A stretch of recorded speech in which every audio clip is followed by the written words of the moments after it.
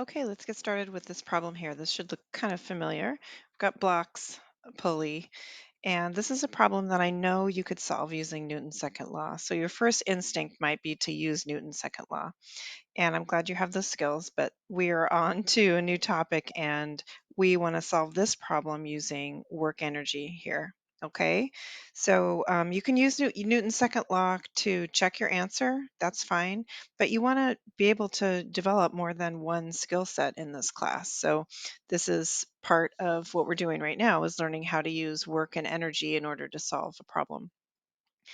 Okay, so I'm going to remind us what our equation for work looks like here. Work, we're looking at a scalar product between force and displacement. And then our work kinetic energy theorem, that's going to be useful for this problem, is sum of all works on a body is equal to the change in kinetic energy of that body. And just a reminder, whenever you see a delta, it's always final minus initial. That's not arbitrary. That's always the final state minus the initial state.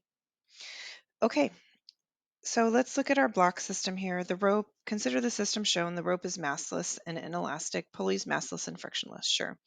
The coefficient of kinetic friction between the big block and the table is given. So there's kinetic friction at this interface right there. That's given as mu sub k. The masses are given as well. Assume the system is released from rest. Determine the speed of each block after the smaller block has descended some distance d. So we're told that it's going to descend some distance here, we'll call d, and I want to know how fast are the blocks moving after that. So the how fast question relates nicely to the work kinetic energy theorem because the kinetic energy side of that has the speed in it, right? So that's kind of nice, actually. It's a little more direct than second law, really. So we need to start, as always, with our free body diagrams here because we're going to be cranking out works. So I have two bodies. I'll draw a free body diagram for each. So for the big block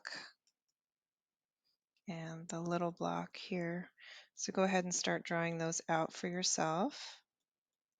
Should be feeling pretty pro at this point at your free body diagrams. So the large block, what's going on with it? Well, it's attached to the cord, so I've got tension to the right here. I know it has weight, so weight downward, I'll pop in the magnitude of that weight, mg.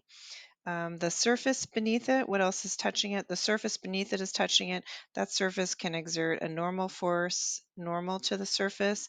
And then we're told that there's a frictional coefficient here. So we also know that that surface exerts a force of kinetic friction on the block.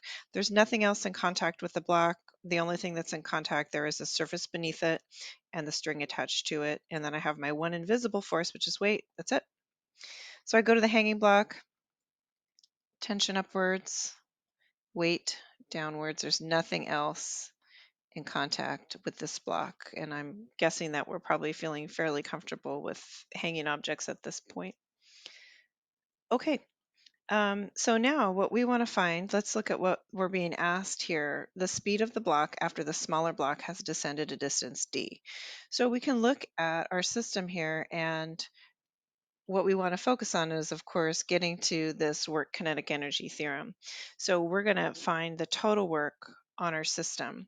And you might ask, well, like, why don't we just find the works on one of the blocks? Like, why do we have to look at the system? And the answer there is that we don't know the tension in this case. And then you might say, well, we can find the tension if we're using Newton's second law. And then I would say, we're not using Newton's second law in this problem, right? We're working on a new skill set. We're in a new chapter. So we're using work energy here. I know you can do Newton's second law. That's old news, right? And I'm proud of you, but we need to move on. So let's go ahead and crank out the works then here from these different bodies, on these different bodies from the different forces. So I can look at these one at a time. I guess I can look at like the big block here.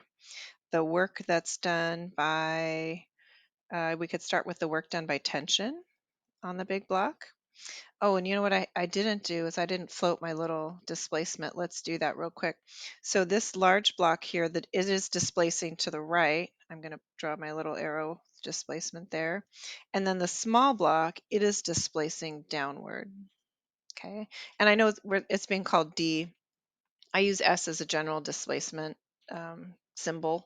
So you can put D up there, but I tend to float just S. And in my brain, S always is this S up in the definition of work there for that scalar product. Okay, so now actually I feel more ready to do this. So the work done by tension, magnitude of tension, right, times the magnitude of my displacement. I can pop a D in there times the cosine between them. So if I look at the excuse me, the direction of tension and the direction of displacement, they're actually both pointing to the right. So that's going to be cosine 0. So this just gives me positive TD. There's the work on the big block done by tension. What else does work on the big block? Let's see. Well, the force of friction is going to do work on the big block too, right? So that'll be equal to the frictional force multiplied by my displacement, multiplied by the cosine of the angle in between them. And if I look at frictional force on the big block, it's pointing to the left. Displacement is still pointing to the right. So this is 180 degrees. So this is just going to be F sub K times D, and that'll be equal to mu K normal force D here. And normal force isn't given, but I can do this is the one spot, you guys, that you can do a Newton's second law analysis. This is the only place that you're allowed to do Newton's second law analysis, and that is cranking out the normal force, expressing normal or relating normal force, expressing it in whatever way you might express it. So for this particular problem, I can see that the normal force minus weight is going to be equal to 0. So I can say my normal force is equal to my weight. That's not always true. We know that, right? There's tons of cases where that's not going to happen, but that's true for this case. I can see that in my analysis. So this will actually simplify to mu sub k big M G D. Okay, in terms of stuff I know there. I still don't know tension, but I'm not going to let that bug me too much. So if I look at the work done by normal force on the big block, that's going to be, I see that I have a 90-degree angle between normal force and displacement, so I know that's 0. And if I look at the work done by weight on the big block, again, I say I have 90 degrees. My weight vector points straight down, displacement points to the right, so neither of those contributes to work at all there. Okay, so I could, if I was just looking at one body here, I could sum up these three works and I could set them equal to the change in kinetic energy just of the large block. The problem with this scenario is that I don't know the tension, so I can't do it that way. Now I'm going to have to shift gears. So what that must mean is that I just need to analyze the small block as well. I'm going to shift gears and analyze the small block. It's a simpler situation. The work done by tension on the small block, I'll prime it since it's not the exact same quantity. The work done by tension on the small block is going to be tension, right? The magnitude of the force, the magnitude of the displacement, times the cosine of the angle between them. Now look at we're now looking at the free body diagram for this guy right here, right? For the hanging mass. So look at your tensions pointing straight up, displacements pointing straight down. That's cosine 180 degrees. So this gives me, which is equal to -1, right?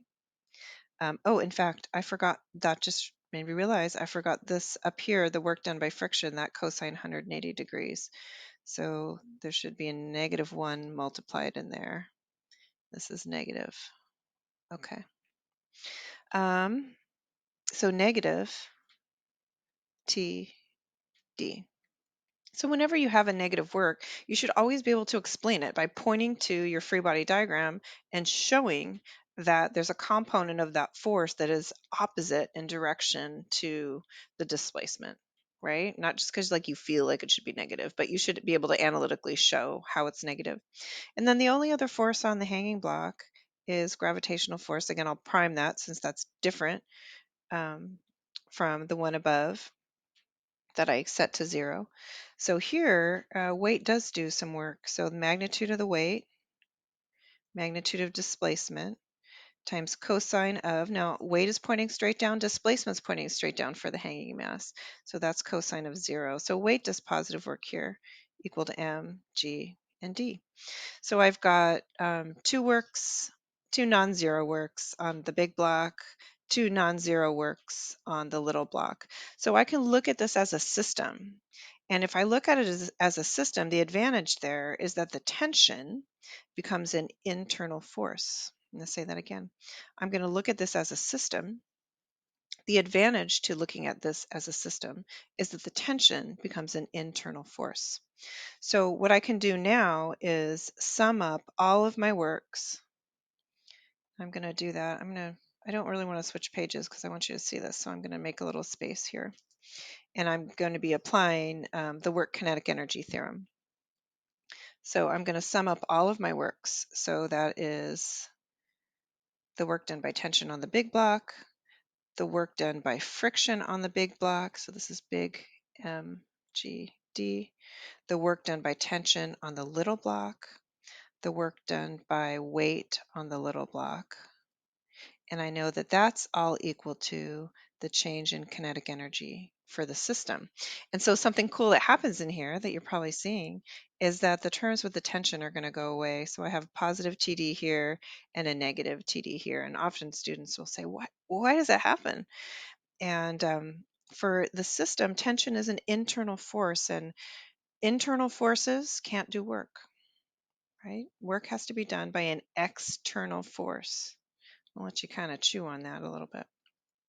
So this will simplify down, and the tension went away, which I'm pleased about because I know that that wasn't something that was given. So what I'm left with here is mgd minus mu k, big M, g d is equal to change in kinetic energy. And this is kinetic energy final minus initial. Remember, it's not arbitrary. It's always final minus initial. So that'll be 1/2. If I'm looking at the system here, I can say little m plus big M, final speed squared. We were told up here in the problem statement that we can assume the system was released from rest. So we can assume our initial kinetic energy was 0. Our final kinetic energy is obviously not 0. And the two blocks are going to have the same speed, right? The string is inelastic. So that was why I was able to combine them there. I know their speeds will be the same. So this will allow me then to solve for the final speed of the system here. And I'll just write out the final expression here. I kind of leave that up to you. But what I'm getting here is 2GD times little m minus mu k big M all over the sum of the masses, and then this whole thing to the 1/2 power, of course. Okay, so this is a fairly standard run through of how you can take a problem that you might have done before, you might have used force analysis on before, and you can use work energy to solve that same problem. My advice is I'm going to offer several problems to you right now, but you can go back to all of those. We had some really good Newton's second law problems in the last few chapters. You can go back to those and practice your skills by solving all of those in terms of work energy, and you have the answers to those, right? So you can check your work and make sure you're right. Extra practice is so good for you, and with these resources, these problems, you can look at them in more than one way.